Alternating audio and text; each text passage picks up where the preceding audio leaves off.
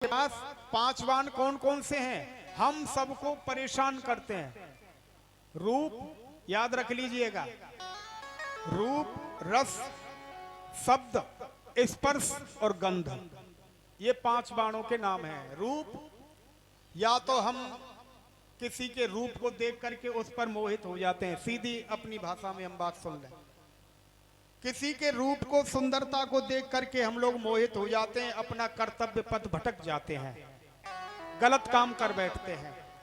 रस, या कोई चीज, किसी चीज का हमको रस मिला, बढ़िया गर्मा गर्म जलेबी मिल गई, तो आप समझिए कि इच्छा यही करती है खाते रहो, पेट मने करता है, लेकिन मन कभी भी जो है तृप्ति नहीं होता। संसार में हर चीज से हर लोग तृप्ति हो जाएगा, लेकिन ये शरीर के अंदर जो हमारा आपका मन है ना, अच्छा एक और अचंभे की बात है। अचंभा क्या है कि सब पूरा शरीर हमारा आपका बूढ़ा हो जाता है, लेकिन मन किसी का बूढ़ा होता ही नहीं। शरीर बूढ़ा हो गया, लेकिन बताइए किसी का मन बूढ़ा हो ही नहीं सकता। ये तो एक रस है मन, और मन के ही चक्कर में हम लोग आप लोग फंसे हुए हैं महाराज। कबीर दास जी से किसी ने पूछा, बोले महाराज सबसे बड़ा अचंभा क्या है? सबसे बड़ा इस संसार में अचंभा क्या है? कबीर दास जी बोले भाई हमको तो कुछ नहीं जा रहा। फिर बोले फिर भी बताइए। तो बड़ी अच्छी बात है। सबसे बड़ा अचंभा, एक अचंभा हमने देखा, बंदर दोहवे गाय। कबीर दास जी की आप वाणी सुनेंगे तो इतना बड़े ज्ञानी की बात है वो।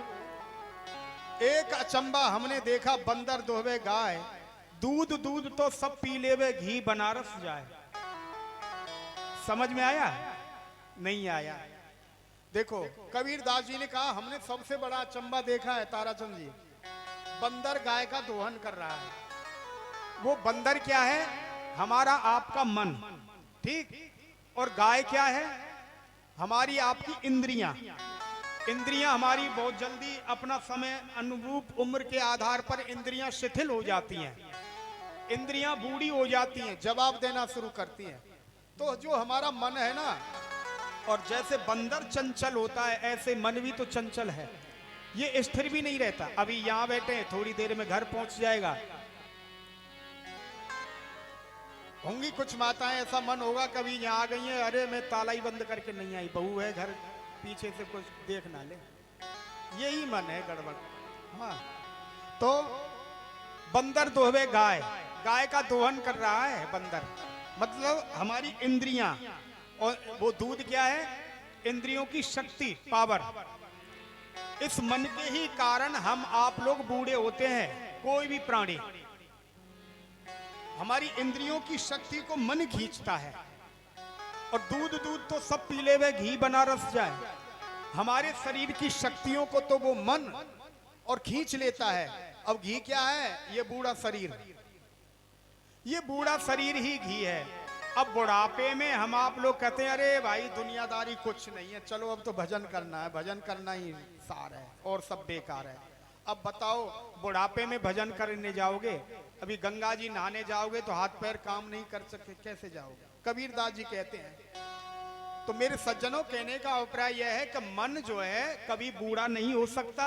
अगर किसी को मालूम है तो आपसे निवेदन है हमें बता देना किसका मन बूढ़ा हो गया, लेकिन किसी का होता ही नहीं। शरीर भले कितना बूढ़ा हो जाए उसकी कोई बात नहीं, शरीर नष्ट हो जाएगा लेकिन मन नष्ट नहीं होता। ऐसे जो है, तो मेरे सज्जनों, रूप, रस, हम किसी के रूप को देख करके प्रसन्न होते हैं, और रस, रस को देख करके हम लोग जो है मोहित होते हैं। मन इच्छा करती है भोजन करने की, भोजन कर लिया चकाचक, अब रसगुल्ला ले आए, थोड़े एक एक रसगुल्ला और ले लो। मन कहता है हाँ हाँ खा करके देखो अच्छे होंगे, लेकिन पेट भरा हुआ है।